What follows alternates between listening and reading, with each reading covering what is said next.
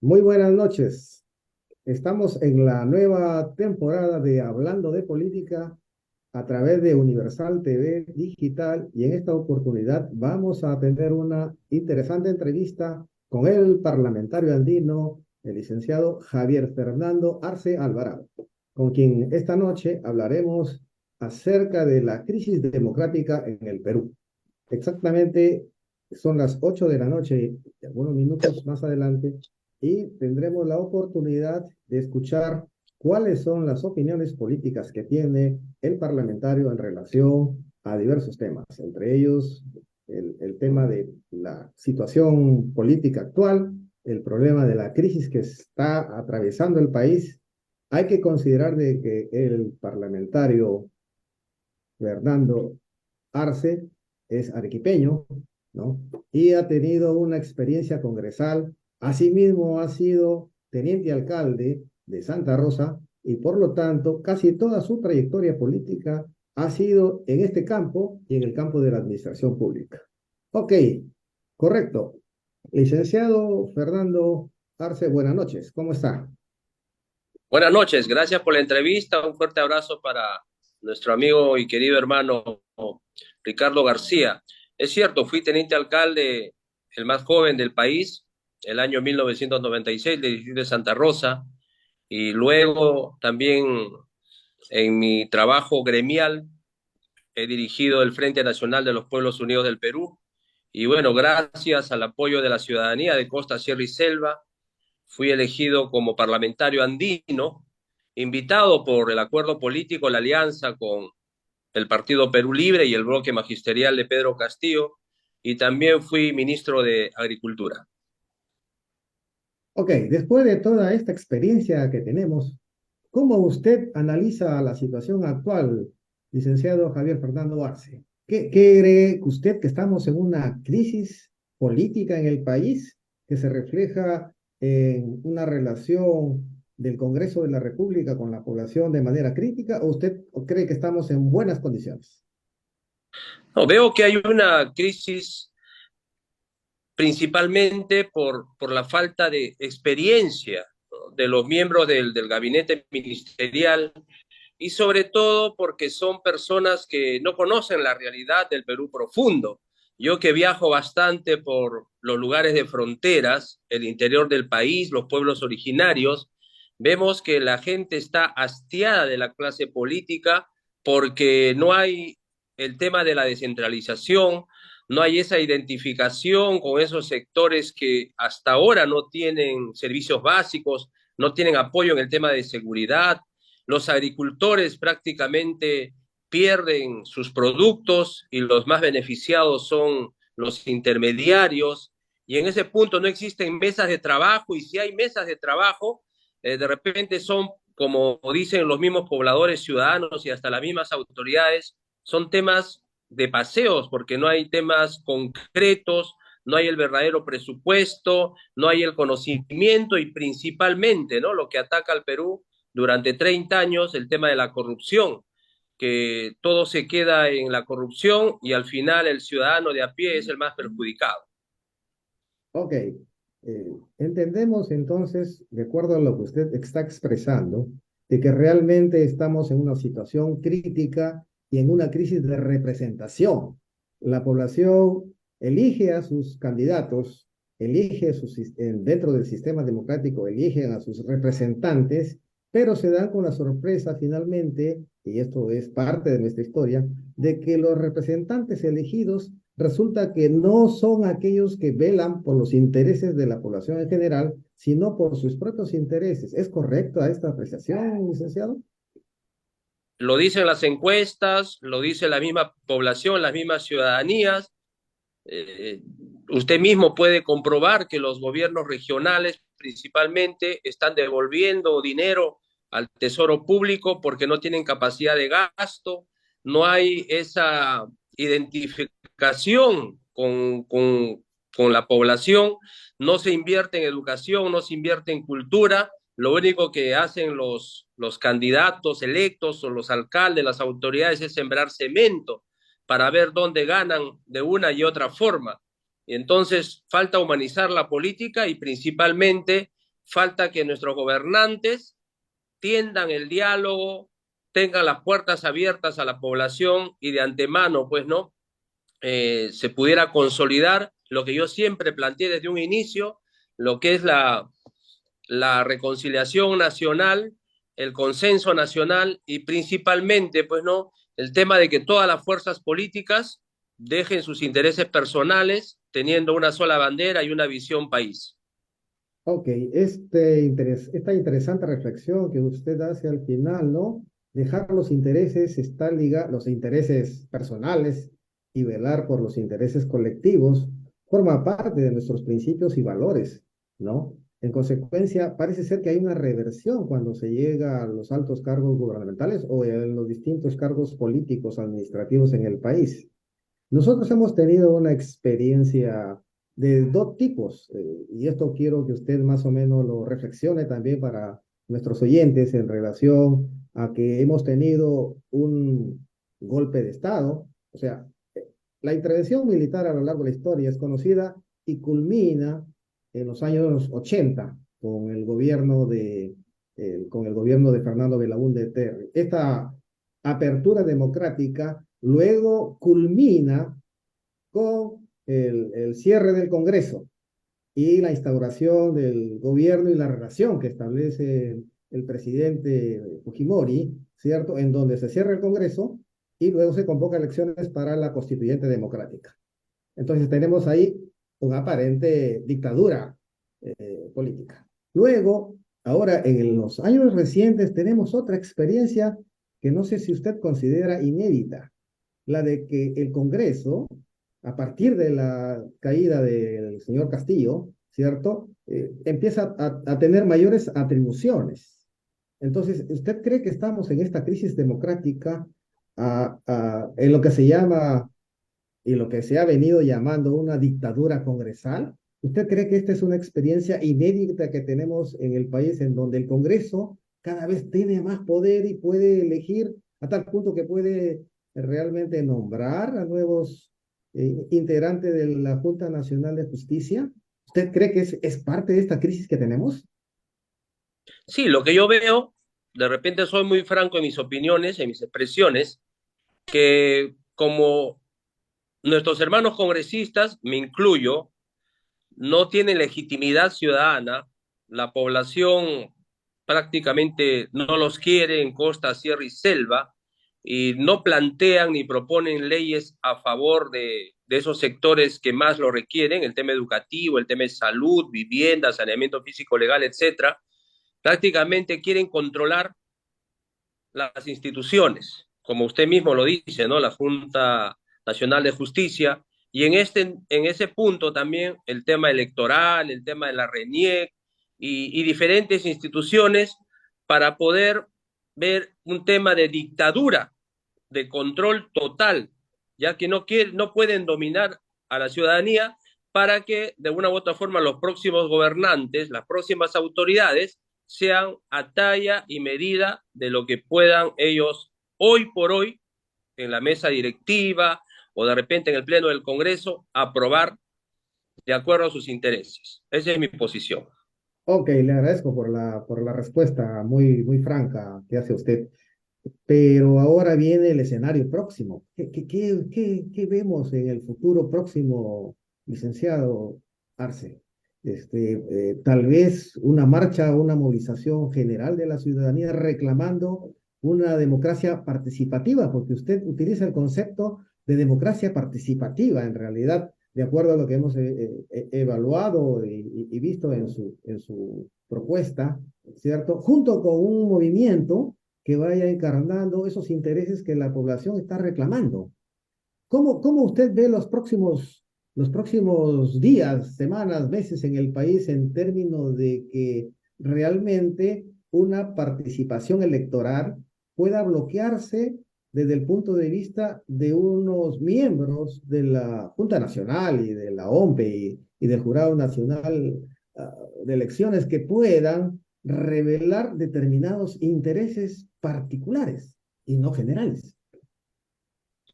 Sí, justamente lo que vemos es una dictadura congresal porque prácticamente no hay legitimidad. Pero lo que la población necesita, requiere, no son marchas, no son movilizaciones. Lo que quiere la población es que se reactive, pero con personas representativas en el acuerdo nacional. Nuestro hermano y amigo Max Hernández, una persona de avanzada edad, ya no ata ni desata. Eso tiene que cambiarse. Y por otro lado, tenemos que tener una visión humanista, estar lejos de las ideologías. No debemos hablar ni de derecha ni de izquierda, debemos de eliminar el dolor y el sufrimiento de la persona humana con una verdadera democracia, con justicia social, con participación y descentralización, con colectivismo, con desarrollo sostenible, con una transparencia en la gestión en los medios digitales, con bastante diálogo, donde los gobernantes de una u otra forma tengan esa herramienta que le da el poder, la política, con una vocación de servir a la población, de puertas abiertas. Hoy por hoy, si nos vamos a ver el tema ideológico, prácticamente el más perjudicado va a ser el ciudadano. Necesitamos reactivar, necesitamos inversiones, necesitamos que los mismos jóvenes, que para nosotros no son el futuro, sino son el presente, tengan la verdadera oportunidad. Invertir mucho en educación. Los diferentes gobernantes nos han querido siempre tener ignorantes, excluidos. Hay mucha marginación, hay mucho racismo en el Perú, aunque no lo entiendan, y es por ello que necesitamos tener un gobierno humanista con una visión progresista. Ok, desde ese punto de vista que usted está señalando, ¿no? Nos comenta de que debemos tener una idea clara de cómo se deben diseñar las diferentes políticas, la agraria, la política económica, la política financiera, la política de comercio exterior, la atención de la pobreza y la necesidad de desarrollar una serie de actividades económicas en donde efectivamente se refleje una mejor distribución de los ingresos hacia la población. Eso no ha venido ocurriendo, por cierto, ¿no? Como usted sabe hasta el momento. Entonces, desde el punto de vista de su visión, entendemos que usted ha organizado un movimiento que se llama Tierra Verde, según entendemos, y que trata de lograr en camino hacia una propuesta gubernamental, llenar ese vacío y cubrir esas metas y objetivos que usted propone. Ahora, ¿usted cree que eso será posible en este contexto de crisis democrática en el cual vivimos?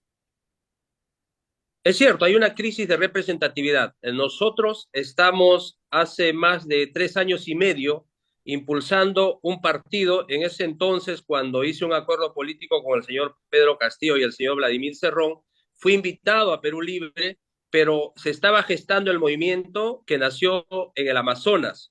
En ese entonces se llamaba el PTN, el Partido de Transformación Nacional, pero luego, al tener prácticamente luego de la victoria, un gobierno que nuestro expresidente, el profesor Pedro Castillo, a quien nosotros lo elegimos como cabeza, porque muchos de los Andes, de la costa, los universitarios, los sindicatos, los gremios, quisieron que yo vaya a la cabeza representando la próxima contienda electoral anterior, pero nosotros decidimos que vaya el profesor Pedro Castillo.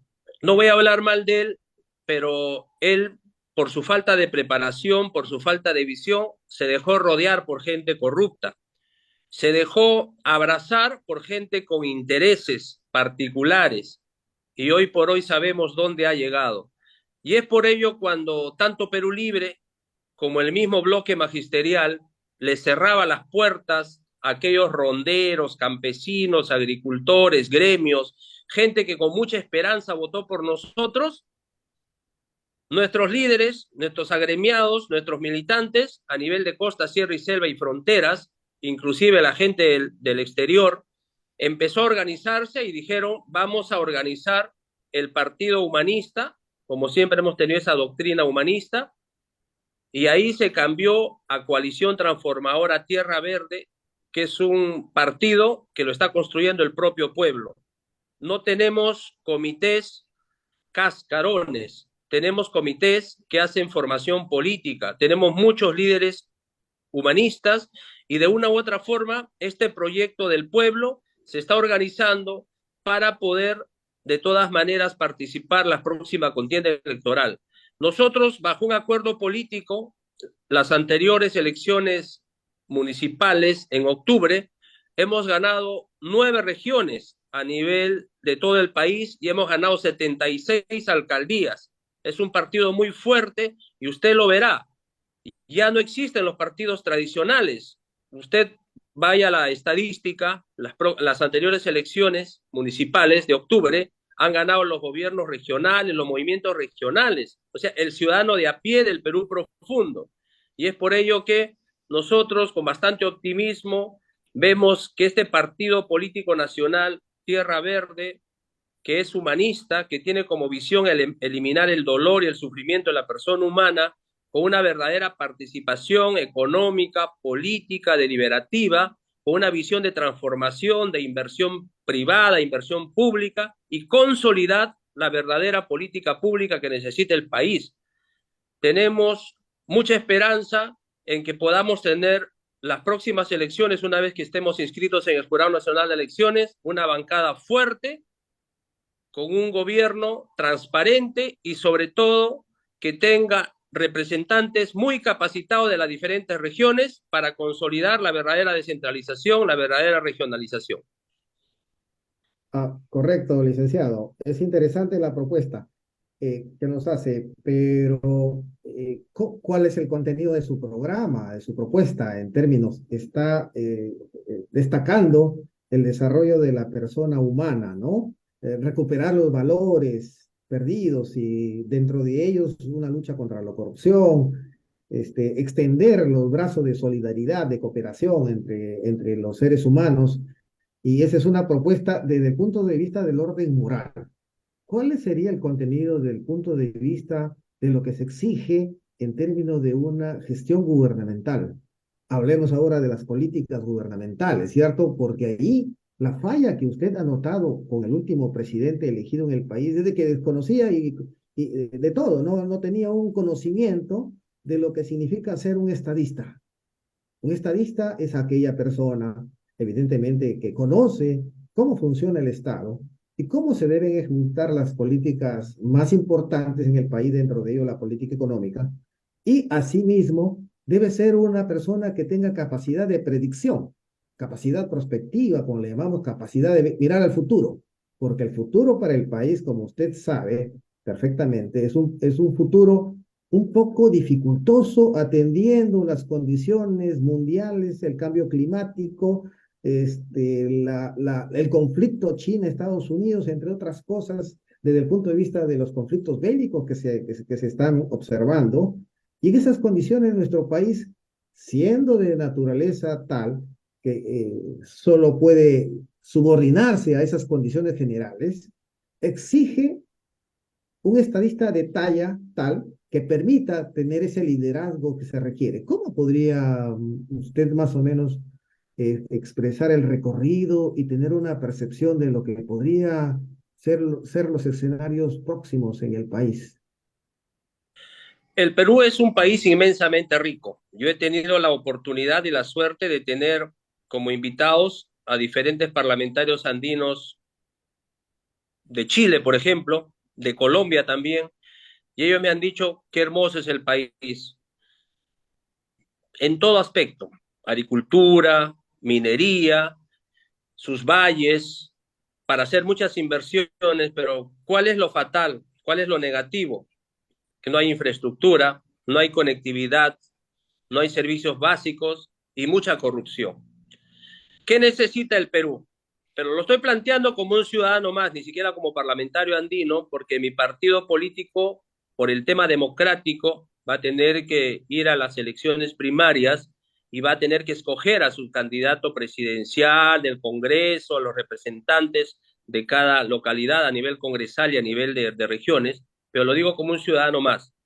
Necesitamos primeramente tener visión país, tener buenas relaciones con todos los países sin excepción, principalmente aquellos países que den oportunidad a su gente. Yo le comento algo pequeño: cuando fui ministro de Agricultura, logré la firma con el Banco Mundial logré una donación con el gobierno de Marruecos de 100.000 toneladas gratuitas a favor del país. Conversé también con el gobierno de Marruecos para que pudieran de una u otra forma hacer un convenio respecto al tren de alta velocidad, el tren bala, y muchas otras cosas más. Y de repente por ahí podríamos hablar del tema de los fosfatos, porque debió hacerse en el Perú, aprovechando que tenemos mucho gas, la petroquímica, que eso solucionaría el problema grande que tienen nuestros hermanos agricultores. No se hizo, ¿por qué? Por temas ideológicos. Entonces, ¿qué quiero yo resumirle en esto, estimado hermano? Basta ideología, tenemos que tener una visión país, una ancha base, conversar con todas las fuerzas políticas, con todos los gobiernos, el tema digital, el tema de industrialización, el tema de conectividad, la desalinización del agua, ver el tema, por ejemplo, respecto a obras en llave en mano, concesiones, que de una u otra forma el comercio sea libre para poder dar oportunidad a nuestros empresarios. El 75% de nuestros hermanos empresarios emprendedores que no tienen oportunidad son empresarios informales. Jamás se les ha dado la oportunidad para el tema de formalizarlos, para que ellos puedan tener abierta una oportunidad con la banca. No se ha conversado con los agricultores en el tema de la industrialización, y eso tiene que pegarse al Ministerio de Energía y Minas, porque ¿cómo podemos hablar de industrialización si de repente en un sector de Ancash, de Ayacucho, de Tarme, etcétera, no existe una luz trifásica donde ellos puedan solucionar rápidamente su tema para poder industrializar sus productos? ¿Qué le quiero decir aquí? Que necesitamos un país de emprendedores, personas altamente capacitadas, los ministerios, y lo digo claramente, tajantemente, el 90% de los ministerios son gente que está por más de 30 años. Y ahí está el verdadero enemigo. Nuestra lucha tiene que ser contra la pobreza, contra la inseguridad ciudadana, con mano fuerte. No que quiera yo de repente imitar el gobierno de Bukele, sino que de antemano esos presos que para mí son una carga para el Estado, tienen que ganarse hasta el mismo cepillo de dientes. Tenemos que de una u otra forma dejar de pagar tanto personal, tantos servicios para esos presos. Ellos para nosotros, principalmente para mí, son los verdaderos monstruos que violan, que asesinan a nuestros hijos, que asaltan en una esquina saliendo de tu casa. ¿Por qué nosotros tenemos que tener contemplación para ellos? Entonces, necesitamos un gobierno dialogante, un gobierno emprendedor, industrializado y sobre todo con políticas públicas apostando principalmente en educación, en salud y en generar fuentes de trabajo para nuestra gente. Ok, en relación a lo que usted ha mencionado, entonces usted, siendo un participante activo en el campo de la política, ¿cierto? Arrancó siendo teniente alcalde, luego pasó a su participación como congresista de la República y ahora, digamos, en este momento está en la condición de parlamentario andino, pero también fue en su momento, como usted señaló, ministro de Desarrollo Agrario y Riego, ¿cierto? En el MIDAGRI, inaugurado recientemente con esa denominación. Cuéntenos un poquito más de su experiencia. ¿Qué más pudo hacer?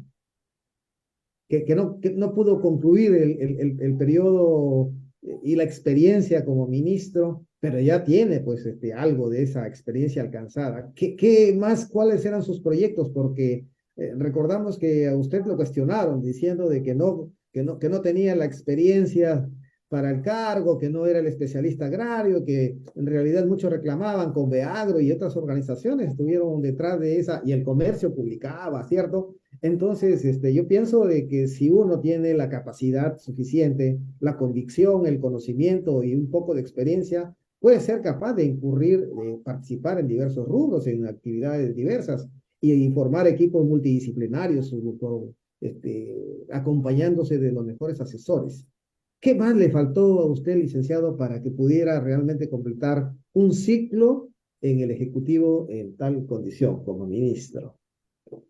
Sí, justamente, como usted dice, tenemos que saber armar el equipo.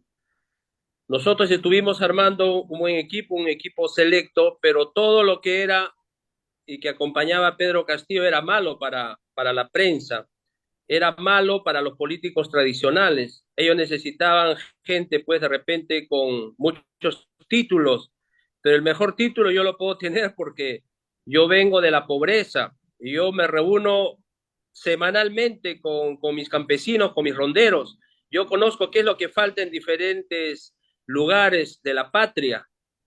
Yo sé comer con ellos en el interior del país, en la puna, y de una u otra forma, en los 20 días que estuve yo de ministro de Agricultura, logré los proyectos que le he dicho, inclusive hicimos una fuerte donación a la zona de Lima Provincias, lo que es el gobierno de Isla, para nuestros agricultores, y de antemano también a muchos municipios que necesitaban el apoyo del Ministerio de Agricultura respecto a algunos proyectos para lo que es las geomembranas, el tema también de las cochas y algunos presupuestos que requerían ellos, inmediatamente yo sin pedir o que me informen de qué partido político era, yo daba la orden al encargado de presupuesto para que de una u otra forma se les apoye a esos alcaldes. Necesitamos dejar de ser burocráticos, necesitamos tener sensibilidad humana y necesitamos entender que la política es la mejor herramienta para servir al pueblo. Usted cuando dice que yo de repente por la prensa decía que yo no era la persona preparada, pero soy una persona que conoce demasiado en el tema agrícola y soy una persona que ha viajado mucho a muchos países del mundo y eso me sirve para poder tener una visión y hacer hermanamientos con esos lugares del Perú profundo, con aquellos centros poblados y ahí también estamos trabajando bastante desde el Parlamento andino con esos centros poblados pidiendo de que también puedan tener los alcaldes, regidores, su propio presupuesto, porque a veces los gobiernos locales y las regiones los excluyen a ellos y quedan al final sin hacer nada. Hoy por hoy necesitamos una política distinta, necesitamos armonizar y necesitamos reunirnos y articular. Lejos de ideologizar, necesitamos trabajar de la mano con todos ellos. Yo a través de su programa pido al Ejecutivo, a los congresistas, que salgamos, que caminemos, que vayamos donde nos llaman y sobre todo estamos ahorita en una época muy terrible que se viene por el tema de la emergencia, por el tema del cambio climático, que mañana más tarde ya la lucha va a ser por el agua. Necesitamos ver esos temas importantes, pero principalmente dar legitimidad y sobre todo dar buenos resultados a aquellas personas que con mucha esperanza han dado su voto por nosotros. Ok, usted está hablando entonces efectivamente de darle espacio, darle un papel protagónico a los sectores excluidos del país. Entonces, también se involucran los sectores denominados de la pequeña empresa informal, aquellos que trabajan en las diferentes actividades de servicios, ¿no? Cuyos salarios son relativamente bajos y tenemos una de las expresiones de pobreza más significativas en el país y ellos son los potenciales votantes. ¿Qué haría usted, digamos, para tratar de, entre la lucha contra la pobreza, digamos, apoyar al sector de los pequeños empresarios que necesitan repotenciar su actividad, necesitan mejorar, necesitan desarrollar actividades productivas que sean mucho mejores de las que están practicando hasta el momento? ¿Cómo podríamos, usted, de la experiencia que tiene, diseñar un programa mucho más de alcance, mucho mayor, para que ellos puedan mejorar sus condiciones y pasar de alguna manera al campo de la formalidad o de la legalización, como se señala, ¿no? Como le vuelvo a repetir, hay 75% de empresarios que son informales. Lo único que ellos quieren es leyes justas, que el Congreso apueste por ello. Por ejemplo, una propuesta que siempre me han pedido ellos es que desean trabajar bajo préstamos financieros con el Banco de la Nación. Sería bueno que el Estado también tome esa iniciativa. Por otro lado, también las oportunidades que ellos puedan tener con el programa Reactiva Perú, con el programa Impulsa Perú. Y hoy por hoy, por ejemplo, trabajando con el tema de los textiles, los otros hermanos también que trabajan en lo que es zapaterías, cueros, los otros también que están trabajando en la venta de palta, en la venta del cacao, del café, que necesitan que sus productos también se puedan exponer al mundo. Ahí estamos trabajando nosotros bastante desde el Parlamento Andino, pero lo más importante que ellos quieren es tener autoridades que los escuchen y que también le tiendan la mano, porque siempre han sido utilizados para las épocas electorales, pero cuando ellos necesitan, al final no hay nada. Políticas públicas directamente al empresario emprendedor. Muchos amigos tengo en Caquetá, en Polvos Rosados, en Gamarra, en Desaguadero, en Arequipa, en diferentes lugares que al final están aislados y que miran al Estado, lo miran como enemigo. Y al final se endeudan con la SUNAT porque no tienen esa protección financiera por parte del gobierno. Ya, en esas condiciones, usted, licenciado Arce, entonces, ¿no considera de que hay un sesgo de orientación de los recursos financieros, productivos, destinados a mejorar las condiciones materiales del país en términos de alentar la producción? Usted ha hablado precisamente de lo que es la reactivación, ¿no?, del Banco de la Nación. Y ahí usted se coloca al costado del Banco de Crédito del Perú o de la Corporación Intercorp, ¿cierto? Y nos damos cuenta efectivamente de que no se desea de que el Banco del Estado asuma una posición mucho más activa para poder desarrollar una política de préstamos a los pequeños empresarios o a los sectores que lo necesiten, en todo caso con un manejo de tasas de interés mucho más adecuadas, por ejemplo. De igual manera, como usted conoce muy bien, ¿no? El programa Reactiva, ¿cierto? A pesar de que se abrió muy bien en términos de cómo sería la canalización de los recursos después de la epidemia o durante la epidemia del COVID, sin embargo, resultó de que los mayores recursos financieros fueron destinados a las grandes empresas. Entonces, ahí tenemos una contradicción y un bloqueo en términos de cómo finalmente se pueden acceder a los recursos que pueden estar disponibles para condiciones de emergencia nacional. ¿Cómo puede revertirse esa situación? Porque como usted sabe y conoce perfectamente, las políticas económicas y financieras en el campo interno siempre han estado dirigidas y manejadas implícitamente por los grandes grupos económicos. Entonces, ahí hay un problema severo. ¿Cómo usted puede negociar en todo caso para que la redistribución sea más democrática? Acá hay que tener mano dura para gobernar, hay que tener autoridad y firmeza. Durante 30 años, 4 o 5 familias, 4 o 5 poderes económicos han dirigido a los presidentes, expresidentes, a los políticos. Si yo hablo del Banco de la Nación, es darle todo el respaldo al Banco de la Nación a nivel estatal para que el Banco de la Nación sea el que coordine con las diferentes pymes, empresas medianas, para que les pudiera facilitar esos préstamos que ellos necesitan.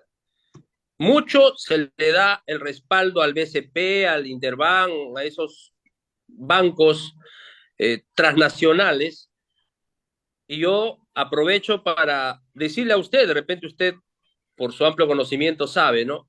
Cuando un gobierno regional o una alcaldía retorna su dinero porque le falta la capacidad de gasto, ¿a dónde va ese dinero? ¿A dónde va? Nadie se pregunta a dónde va ese dinero y tanto dinero en forma anual. Eso va a los bancos, señor. Va a los bancos para que los bancos y a los bancos privados va esa plata para que esos bancos privados Se paga una tasa de sigan, interés incluso, ¿cierto? sigan jugando con la plata del Estado para que nos vuelva a nosotros a prestar o supuestamente a los mismos empresarios. ¿Por qué? ¿Y quién ha dicho A sobre eso? ¿Quién ha dicho algo? Los congresistas ponen el punto de agenda sobre ese tema tan peligroso, ¿me entiende? Y así son los diferentes temas económicos financieros que 4 o 5 familias dominan el Perú. Entonces, necesitamos investigar, analizar, trabajar internamente sobre estos temas tan cruciales. Necesitamos en este punto importante apoyar mucho a nuestros agricultores, y usted ha hablado de la pandemia. Los verdaderos héroes de la pandemia han sido nuestros hermanos agricultores, y la pandemia ha servido para destapar todos los actos de corrupción.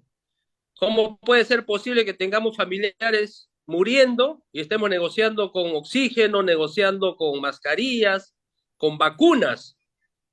¿Hay humanismo? No hay humanismo en la política. Por eso necesitamos humanizar el Perú, humanizar el Perú.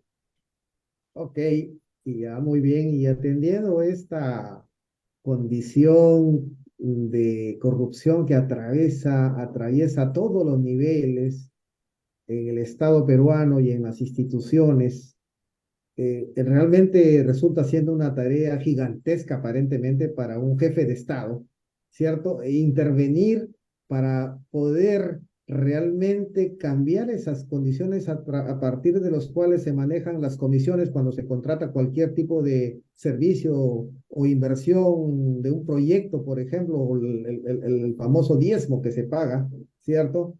Para empezar, y que eso no ha terminado y que nos lleva a verificar que eso se produce en todos los niveles del gobierno central, gobierno regional y gobiernos locales.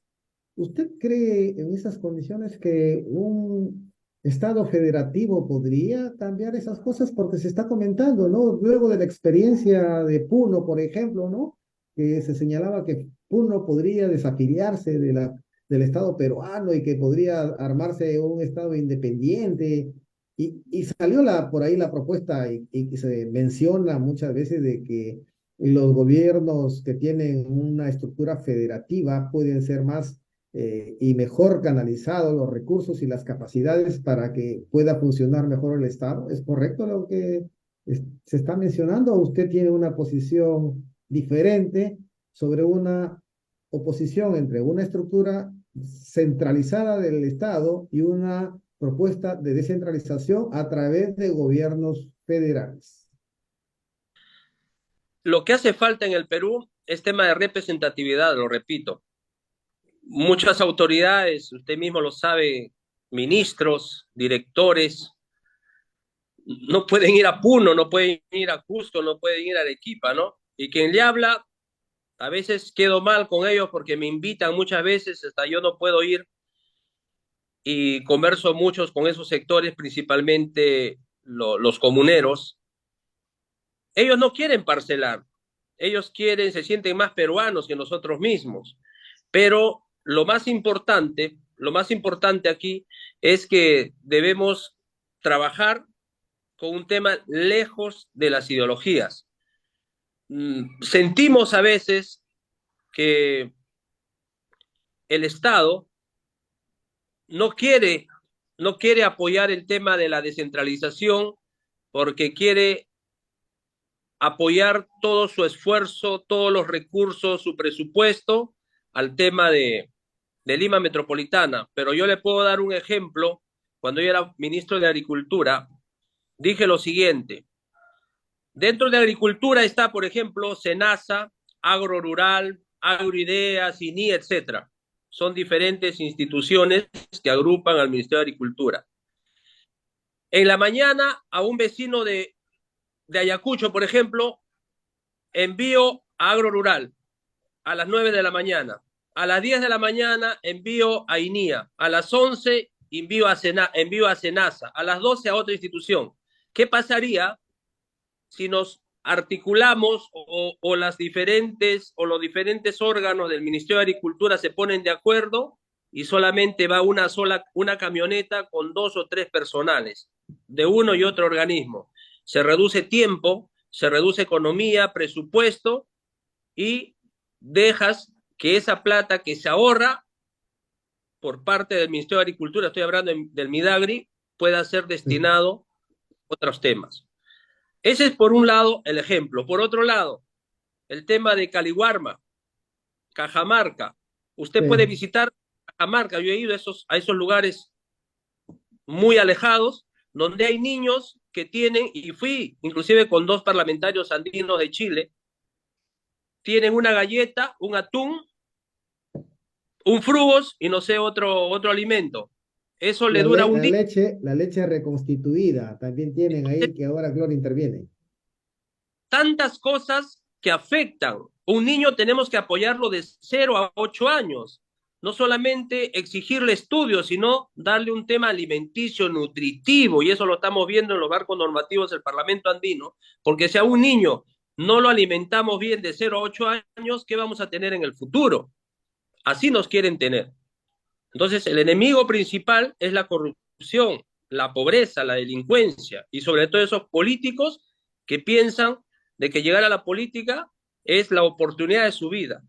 Entonces, tratemos de ser más sensibles, más humanistas y principalmente con políticas públicas que abran el mercado, que dé la oportunidad a nuestra juventud, oportunidad a nuestros agricultores y mucha importancia en el tema de formalización.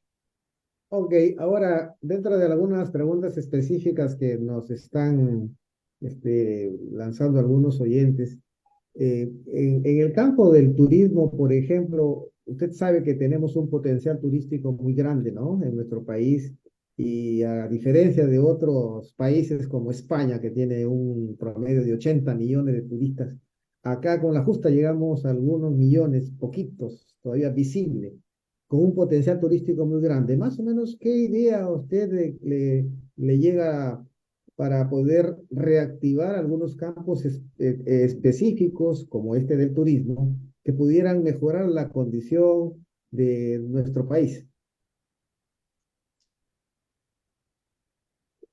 Ingeniero Arce, ¿me está escuchando, por favor?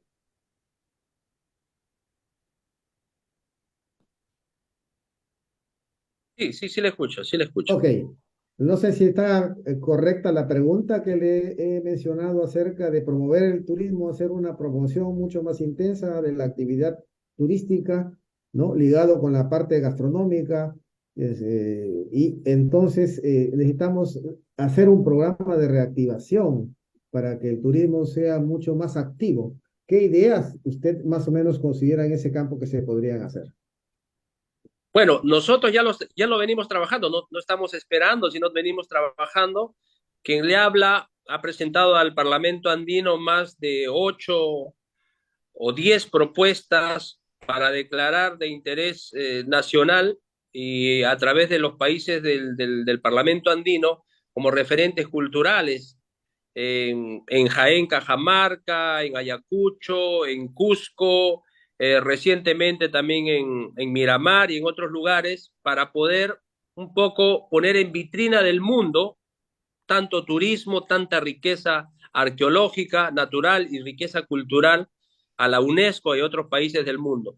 Pero para continuar hablando del tema turístico, también tenemos que ver también dónde está el problema. Yo le doy dos ejemplos. Un ejemplo, las ruinas de Machu Picchu.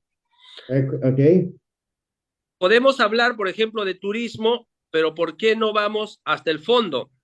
Y quien le habla porque viaja bastante sabe, ¿no? Ahí hay mucho monopolio. Monopolio, más de 25 o 30 años que hay solamente una empresa que no tiene ningún tipo de seguridad, ningún tipo de, de apoyo al turista nacional ni al turista extranjero, y ahí en contubernio con las municipalidades, no sé si estará presente también Defensoría o Indecopi, no permiten entrar a empresarios peruanos. Ahí está metida la fiscalía, está metida la policía, están metidos otras autoridades que de antemano no lo vemos nosotros por el tema genérico.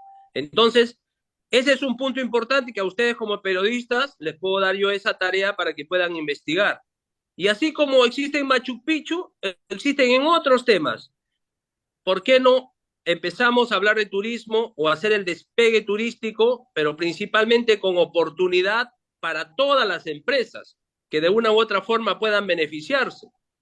Entonces, nuestro compromiso como parlamentario andino es apoyar el tema turístico y de antemano fortalecer todo ese trabajo a través del comercio, del Ministerio de Relaciones Exteriores, al Ministerio de Comercio Exterior y Turismo, el mismo Ministerio de Cultura, que a veces también por la falta de conocimiento de sus propios funcionarios no pueden de una u otra forma controlar las diferentes invasiones a lugares santuarios, a lugares arqueológicos, y de una u otra forma no pueden de todas maneras hacer un análisis más certero de todo lo que está aconteciendo a lo largo y ancho del país. Ok, Entonces, estamos fortalecer ese tema turístico, ¿no? ok, vamos a terminar, vamos a cerrar esta hora de programa que estamos sosteniendo con usted y le voy a hacer algunas preguntas cortas y usted me responde de la misma manera.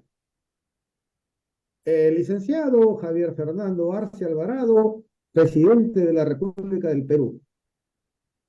¿Usted puede mejorar la actividad del Banco Central de Reserva dentro de la política monetaria, señalando de que el Banco Central de Reserva realmente tiene una orientación sesgada hacia la banca comercial y no para mejorar las condiciones de distribución de los recursos financieros y monetarios hacia otros sectores? No le entendí la pregunta, señor periodista. La política monetaria del Banco Central de Reserva, ¿usted cree que está bien diseñada, está bien llevada y hay estabilidad? ¿O cree que está sesgada realmente como para poder orientar los recursos financieros y el manejo del tipo de cambio y la tasa de interés que maneja el banco son las más adecuadas o favorecen determinados intereses comerciales y financieros? No, favorecen a grupos económicos. Ahí tendríamos que hablar del cambio del presidente del directorio, que toda la política económica es en contra de la población, en contra del ciudadano. Ok, con relación al agua, ¿qué va a hacer con la política de hidrográfica, del manejo del recurso agua en el país, licenciado? Algunos tips que nos pudieran decir, ah, caramba, tenemos la posibilidad de poder mejorar las condiciones de escasez de agua que se avecina en el Perú por el problema de las cuencas hidrográficas. Desalinización, muchas cosechas de agua, geomembranas y el convenio con el gobierno de Israel. ¿Qué haría usted para poder hacer de que los pequeños empresarios en el sector de producción y bienes y servicios pasen de la informalidad a la formalidad? Leyes a favor de la formalización y darles todo el apoyo, porque ellos son los que reactivan la economía nacional. Ok, listo, ingeniero. Licenciado, hemos estado con el licenciado Javier Fernando Arce Alvarado, a quien le agradecemos y le damos todas las bendiciones para que pudiera tener éxito en su carrera política y realmente contribuya con el esfuerzo de sacar adelante del atraso nuestro país y mejorar las condiciones en las cuales vive nuestra población. Muchas gracias, licenciado Javier Fernando Arce Alvarado, por esta entrevista, por esta importante entrevista que nos ha dado a Universal TV Digital y realmente le deseamos muchos éxitos. Sí, gracias por la oportunidad y un fuerte abrazo a todos los hermanos de Costa, Sierra y Selva y sobre todo a los líderes humanistas. Muchas gracias. Correcto. Hasta luego. Hasta luego.